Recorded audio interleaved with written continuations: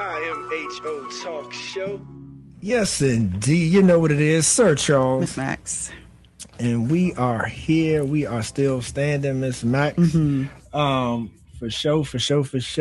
And you just were blessed with the vocal stylings of none other than our next guest, Miss Jennifer Tao, better known as Jen Tao of all the names: Gentile Band, Gentile Music, Gentile Vibes. Because anybody that's been to one of her shows or anything like that, you know that she definitely is multi-talented. She's a vocalist, rhythm guitarist, and songwriter. And like I said, speaking of songwriting, thank you for that intro song that you did for IMHO for 2026. Oh man, that was awesome! Thank you so much for having me do that. Let me just say that song is like a whole vibe, even as short as it is. And when you walked into the studio, that's the vibe you have. Yeah. The people are loving it. And if I ain't mistaken, that's out of all of our reels, when we released our new intro song, that reel has the most views out of any reel that we posted. That is crazy. That's awesome. Yeah. So, like I said, we are joined by Jennifer Tao, known as Jen Tao, and it is definitely a pleasure, to have you here. And like I said, some folks, of course, our listeners have heard your voice. Hopefully, they've checked for you since then. A lot of folks, I'm sure, have heard your name, and a lot have seen you around town and elsewhere. But I'm sure there's some who may just not be as familiar, with your music that you provide for the people. So let's start right there, right? So and the folks can go to gentilemusic.com. That's GENTAL music.com for further info. And of course, to support, the work and get the music and all that good stuff, as well on social medias and all that. But so break it down for us. Okay. Right. The Gentile Band or just Gentile? Tell us how this came together. We could even say where the name came from, and then, your band. How this music that we've come to know come together. Oh man. It's a long story. And, my dad got hired as the basketball coach for Nelson County High School there. Okay. And it was awesome. And I bumped into this really funny cat. His name was Bram Krogetty. And he eventually became the drummer for Lord Nelson, which is a band that has done very well out here. But when he met me in high school, he was just like, "We want you to be in our band." And I didn't really even know what that meant. I came up on Nina Simone, Whitney Houston, Luther Vandross. I heard you sing. So, yeah. So the people in Nelson County already knew that I sang. And this is just coming to my mind now because when I got there, they were ready for me. He was ready with the band, and who is it? If y'all know the band Chamomile and Whiskey, Coda Curl's father, Coach Curl, was also in Nelson, ready for me. He was a singer-songwriter, and he had a show, and it was for Martin Luther King Day, and he had me sing with him. And then Bram got me started in his band, and I used to go every Saturday morning and just write music, learn music. They had me doing a lot of 70s groove type. That's what they were into, those guys. And so, we learned a lot of music there. And then my life kind of turned into this, I want to go to a festival, And so I started, peeping the festival bands and learning jam music and writing a lot of alternative rock, actually. And when I started doing that, Shayna Thompson, who sings on a lot of the music that I do now, high school friend, she really encourages me. If I bring her a crazy idea or a good idea, she's like, "Let's do it." Yeah, girl. And so we wrote this alternative music, and she sang with me, and we started a band called Naughty Dynamic and the Design. We got the name off of an electronic band name generator. Okay. That works. Yeah, it was awesome. And so we were just singing these two brown girls, fronting this alternative rock band. It was so much fun. We performed Richmond, Charlottesville, Stanton, and we were playing one particular show, and somebody looked at us and listened to us sing, and he decided that we would only be good for backup singers. Y'all be some great backup singers. And so that lit a fire up under us, and we were like, you know what? So we pushed even harder. Yeah. So then we sang backup for a while for an amazing Charlottesville vocalist, Christina Lyons. She's amazing. Still one of the best vocalists that I've ever heard live. But anywho, she's still around here. I saw a picture of her on the internet the other day. So I know she's still doing good community work. But anywho, so we did that for a while. And then Shayna got married and had a baby and did the mom thing for a while. And I went on by myself for some time with The Design. So our band split in half. So a part of the crew took Naughty Dynamic. That was Shayna's crew. And then The Design was the half that I ended up taking. And we dived into the jam band scene. And so we recorded 2 albums together. That are just like experimental, proggy, jazz type of music. And we performed, in a lot of places, lots of Fridays After 5, well, a couple times. And then we used to do an Earth Day celebration on the Pavilion. We performed for that. And then a couple of the guys, one of them went to law school. That was John. And then 2 of them wanted to go backpacking in California. So that band dispersed, and Jacob and I kept playing. Jacob is my husband. So I was Jennifer Stewart, and then the Gentile came in. Was he your husband then? He was my husband. We got married in 2013, and that was with the jam band. Oh, okay. Yeah. So before the we singing together. So I mean, yeah. So that was awesome. And so anywho, so I turned to Gentile, and then it was just he and I, and my piano player stayed. That's Josh Sun, who y'all will see a lot. He stayed, and I had to learn the bass because that's all we had. We had vocals, drums, and piano. We were like, what are we going to do? So we got on Craigslist to find a bass to buy, and I had to learn how to play the bass. And so we played as a 3-piece, and Josh Sun really worked with me to help me on rhythm and just make sure I could actually hold it down. And the guy I bought the bass from was this dude named Dave Bartok. And he graduated from UVA for music, and y'all, he is a monster on the bass. He is so good. And so he sold me the bass. He didn't know who I was. He kind of gave me the side eye, and he came out to a show to see us. And he decided that we were good enough for him to help. So he started playing bass. And so after that, I got to let go of the strings for a while and just be, a front woman for a minute. And so that's the Design Quartet. So you'll see them sometimes. Right now, that band is focusing on reggae. And when we have Shayna with us, we're the One Love Project. I don't know if y'all have heard that band yet, but it's all Bob Marley music. And it's just a great time. So so that's that segment. So you'll see the Design Quartet or the One Love Project. And then I went through a time where I had a baby and I turned into a mom, and turned into one, huh? Yeah, and what we kind of naturally do is lose ourselves a little bit because we go into serving and taking care and making sure we got the bills going on. And then I don't know. I think sometimes you forget to check in with like who you are and like what you need. And so that's when the EPs came about. I was kind of tapping into who I am. And I kept coming up with I think I was putting myself in a box within the Gentile band. And so I didn't feel free to express myself, but that's not anything that they did. It was a box that I put around myself. So I kind of sat down with one of my friends who's a super talented producer and just thought about, okay, what can we do to get the music out of you that you're kind of experiencing right now? And it was a really heavy R&B feel. And so, I continued to write it. And then I was like, who can help me with this? And a few years back, I'd done a fundraiser with Jamal Milner. He'd led up. I don't know if it was a fundraiser. It was a special event after we had the issues with the oh my gosh, the y'all, it's like a hate group that came through our the town. United Right rally. Yeah. Okay, so you're talking about almost 10 years ago. Okay. Yeah. Yeah. So after that happened, he put together an event at the Jefferson and invited a lot of musicians to come and play. And I sang "What's Going On" and looked over to my right, and there's this man, Ivan Orr, playing the piano. I felt it coming. And y'all know Ivan is amazing, and so is Jamal. Everyone on the stage was.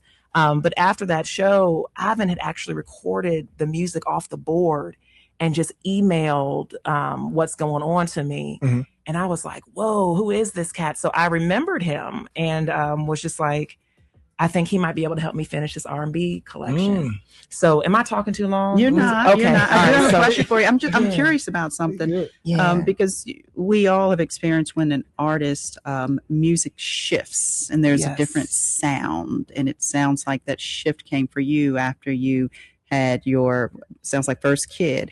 What can you talk about that a little bit? Like what happens mentally, emotionally, internally that creates that newness? Yeah, so it's a self-soothing, and so like when you clean the house on Saturday, Sunday, whenever you have the time, and you put on that music that kind of soothes you and gets you going. Sometimes you need something calm, sometimes you need something hype, whatever it is. And so that's what it is. It's an internal voice that is soothing you for whatever it is you need. I didn't even think about it like that, sis. Yes. So I was self-soothing, and that sound was a smooth R&B sound. Okay. Wow. And that's Thank where you you for are. that. I try to do what I can do. And so that's where you find yourself musically right now? Like you're in that space? So I'm in a smooth R&B, and then it's like it's roots. So it's R&B, it's reggae.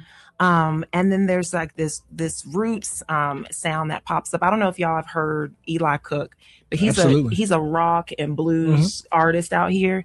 And when he plays music, he puts a mic in his guitar case and he stomps on it, and it's like boom, boom, boom. It's like this very like rootsy kind of feel. And so it's some of that too. So I went through the change, and so I called up Ivan, Jeff Louderback, and Houston Ross. Okay, all that. And I was like, I'm writing this R&B music, and I got to get it finished. So I, recorded on my little phone and then sent the recordings to them. And we went into the studio with Bobby Reed, who's just a super talented engineer. He used to tour with Bruce Hornsby and the Noisemakers for 20 years. And he has a studio in town. And so we went. I booked just a few hours. I want to say like 3 or 4 hours, and to record 3 songs, y'all. And that's not a lot of time. You normally need like a whole day. And I went in there with those cats, and y'all, we finished in an hour and a half. Oh, wow. And we were just looking at each other like, what we do now? So they're just super, super talented and so supportive. Okay. And just kind, sharp cats. So that's how we got the R&B sound out. Simultaneously, I'm still working. I'm on my grind. I'm playing my nightly gigs and stuff with my Gentile band. That's like, they're like my limbs. They're just ride or die. And so, I was like, okay, I finished that project, and I have something else on my heart I have to finish, and then I can kind of like liven up the Gentile band and kind of breathe life into that. And so I called up Eli Cook, who's a good friend, and he helped me finish a couple tracks. And Shayna, y'all know Shayna rolled with me the whole time. If y'all listen to the collection, she's on every track. And she's just like, yeah, let's do that. That's a good idea. Yeah, let's go. And she said, I can't wait to hear you on the radio, Jennifer. My family's waiting. I'm waiting. Let's do this. Don't quit. And so I was like, okay. And so I went in the studio with Eli Cook, and we went to see my boy James McLaughlin. He's got Mountainside Studio. Okay. James was a band leader of mine from a corporate band that I got hired for in 2013. Is that studio in Charlottesville, or where is that? That studio is in Charlottesville. Okay. It's amazing, state of the art. Okay. He's very busy, but musicians, if you're listening, you should spend some time with James. He's super talented. And so it went in there with Eli and asked him for the stomp box so we could have that rootsy sound. And we just went for it. And yeah. So Okay, you about to get some project. Get some red light management. Is that coming? My gosh, I don't know. You know, that's our Charlottesville. Yeah, that's Dave Matthews and Cohen Capshaw. Yeah, that's the big time. But so we finished that one, and then the Gentile band got together, and that band is very jazzy. And so we finished our like jazzy kind of Africana pieces, and so that's where we are right now. We just finished those 3, and it was a marathon, but it was extremely healing. And the community, not even just like the musicians that I play with and the engineers that keep me going, but the community has been really supportive. To the point, y'all, I'll just sit at home and just cry because I'm just so thankful. It's a lot. People coming to the shows and, you know, booking me for events. It's just been an amazing outpouring of love. So I really thank y'all for that. And that's beautiful. Just the opportunity to give back to the community, and then in service in that way, but also to have a place, right? You know, like a sense of belonging. It's amazing. So I'm super thankful. Yeah. You know what's most interesting about that? We're going to take a quick break, and we'll come right back to you to continue this deep conversation, because you did a great job of giving the history that brings us to this point. And one thing that stands out to me though is that like you've been the glue. It sounds like, because I don't know if I've ever heard a story like that, to where you have so over generations, you know, over the decades, and you have these iterations of bands, of groups, right? But it sounds like that there's people who stuck with you through every iteration. I mean, like, that's a blessing. That's a beautiful thing, right? It's such a blessing. I thank God all the time, just because I just love them so much. I'm so thankful. And to me, every day, it's a miracle. They show up and they're supportive. And we had a show last night at Eastwood with the Design Quartet playing reggae, and at home, I didn't know what to say. To just thank them. So I just sent them a text and just said, thank you so much. The experience was wonderful. And my bass player, Dave, wrote back, and y'all, he was just like, it was really great. Thanks for having us, Jen. And he said, and you were perfect, just always. Oh. And it just, my heart just like, because we got so much going on in our lives, all of us. And those moments when people just pour back into you, it's a lot. This weekend was there's a show every night this weekend, which I'm super thankful for, but it takes a lot of energy. And if you don't have anybody pouring back into you, it's impossible. Yeah. And so, my community is everything. It's everything. So I just really appreciate y'all. That's beautiful, beautiful. So, ladies and gentlemen, we are talking to none other than Gentile, and we're going to be right back. You don't want to miss it. Max and I going to keep chopping it up with her about her music as we celebrate Black Music Month. IMHO Talk Show. IMHO Talk Show. And we are still standing with none other than Gentile, and we just want to continue this conversation. It's so much history. People are getting to learn about the what was that show on VH1? Behind the Music. This is her behind the music.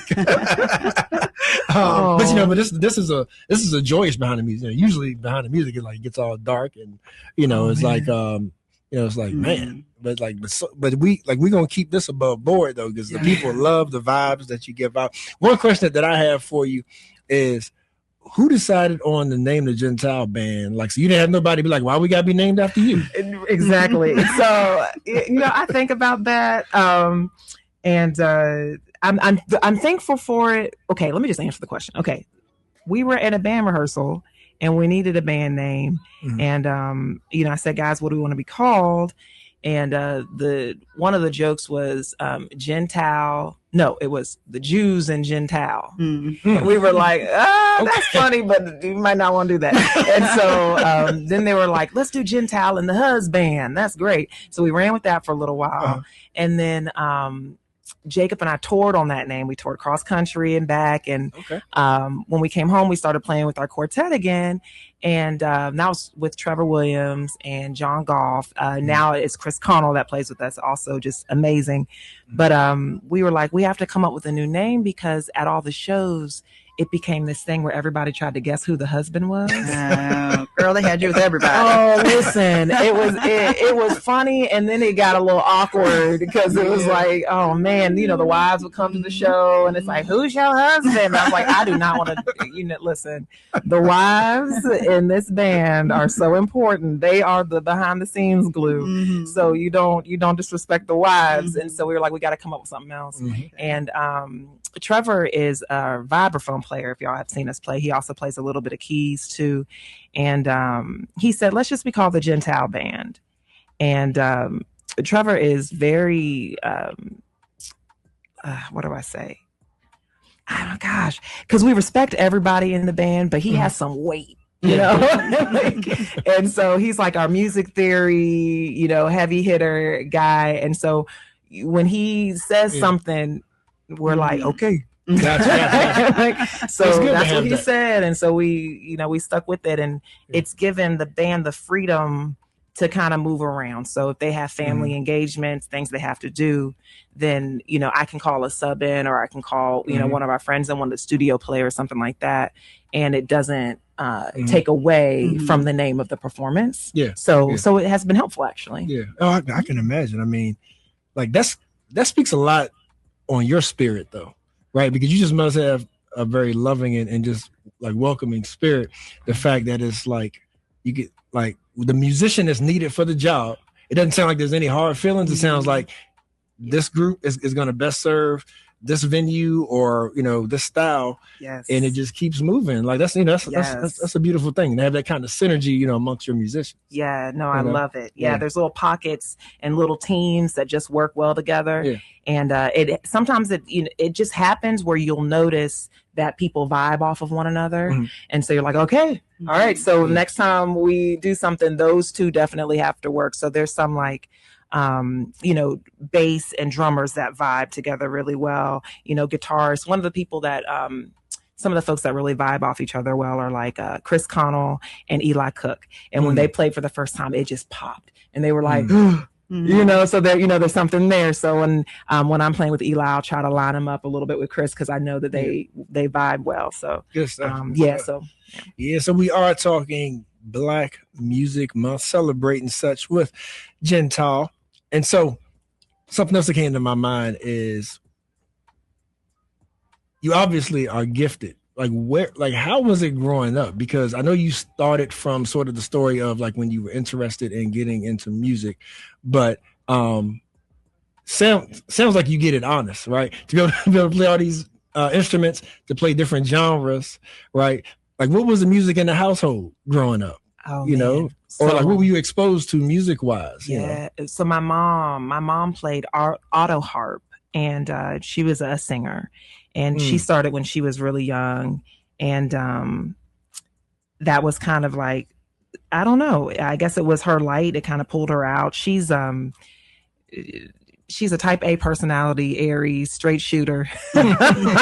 And so her favorite subject in school was math. And she grew up at a time, I guess, where, racism was really prevalent, and they were getting ready to integrate the schools and stuff like that. So, it was kind of, she had a hard time, and she was brown skinned. And so, I say that like I expect you all to understand what that means, but I think you do. And it was just, I guess she had a lot of things that she felt like were barriers based on like what she looked like and where she came from. So once she learned that she could sing and that brought joy to people, that was kind of a pocket for her. So they started having her actually tour around and do music festivals. And she told me about that when she was, I guess when I was a little bit older to be able to understand. But then she trained all of us. She and my dad had 7 kids together, and they made us be church choirs for a church out in Wyoming when we lived there. And she also just had us, sing for different events and just sing at home in general. We just be in the living room, just harmonizing. And it was just very healing for us and got us through a lot in life. And so the instruments came as well. Like was music, was learning instruments part of the upbringing? Not really. So she always wanted someone to learn piano, but I don't feel like we had a lot of time. We did a lot of theater and then also just just singing in general. And there was always an amazing piano player at church. So we didn't have a whole lot of time for piano. We played around with it just for fun. You know, you learn heart and soul with your friends, and y'all take turns on the, you know, little parts when you find pianos in random places. And so we learned that way. And then the instruments for me actually came later. In middle school, they give you the option to do band. And so I played clarinet. And then when I got to college, there was a girl, I don't know why she did this, to be honest. It made sense then, but doesn't make sense now. We were going home for the holidays, and she brought me her guitar and said, will you watch this for me? Because I'm leaving. We're all going home. I'm not going to be in my room. I need someone who's going to watch it, maybe play it a little bit. Okay. And y'all, I took it as a serious responsibility, like it was a dog or something.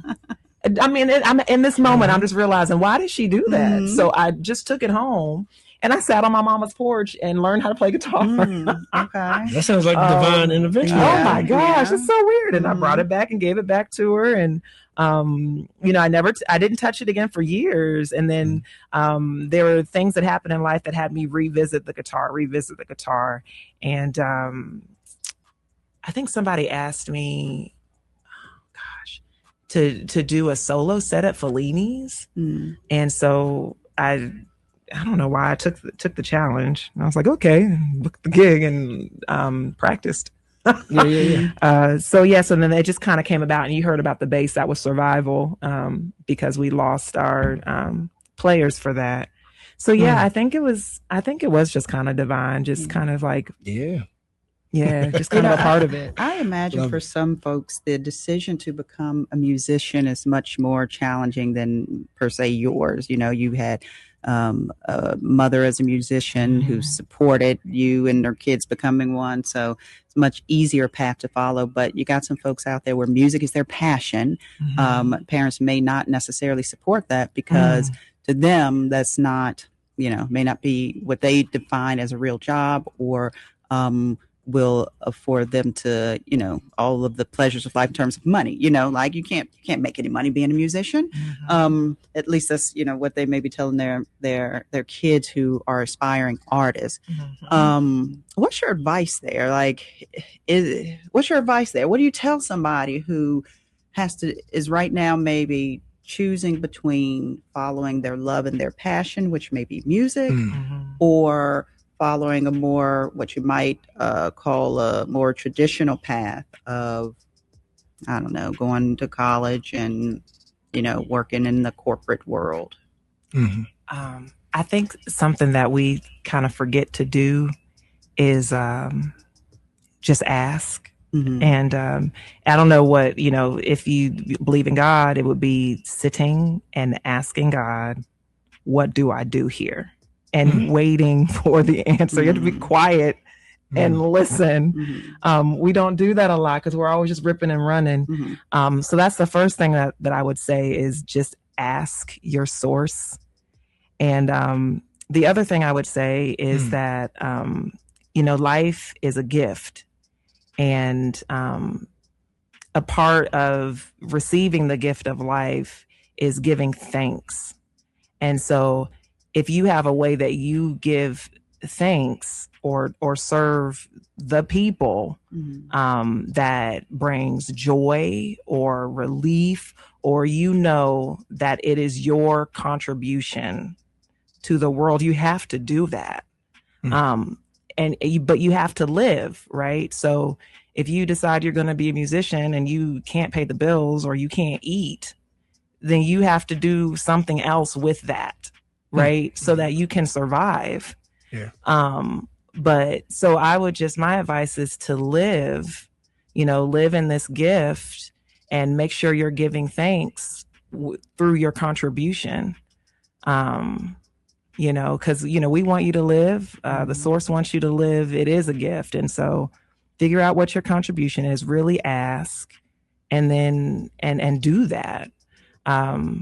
And so, and if it's music, then I say do that, but also take care of yourself. Because if someone's telling you not to do that, or they don't approve of it, they could be afraid that you're not taking care of yourself. So take care of yourself and do your contribution. You have to, because you have to live. Mm-hmm. Yeah. Speaking That's of your contribution, another thing that I was thinking about as you were talking is it is my belief anyway that like comedy, music are kind of two of the things are the last frontier in terms of like freedom of speech, really being able to express yourself, but also something, and food that brings people together, no matter what ethnicity, what background, what socioeconomic status. Music is one of those things where we really can be one. Talk about Bob Marley. And I wonder how you think about that when you go out to these shows and performances, and you get ready to share your gift with those people, considering everything that's going on in the world, not just from the administration, but just stuff we're dealing with. You know, it's a lot of bad happening in the world. And so you got this gift that you're sharing with people. And do you think about, you know, how what I'm giving them is going to help them through what they're dealing with in life, or to make the world a better place, to be kind of like corny about it? You know, I hear you. Yeah. I just, what I've been doing lately or forever is just showing up honest. Because the longer I live, I'm starting to find out that I'm not alone. And like through so many of like my early years, you know, as a teen and as a young adult, I thought I was alone in so much. I thought I was the only one who wasn't getting paid enough. I thought I was the only one who was struggling. You know, I thought it was just me all the time. And as I get older, I start learning it's all of us. There's some things are universal. Oh my gosh, some things are universal. We all gotta go through this.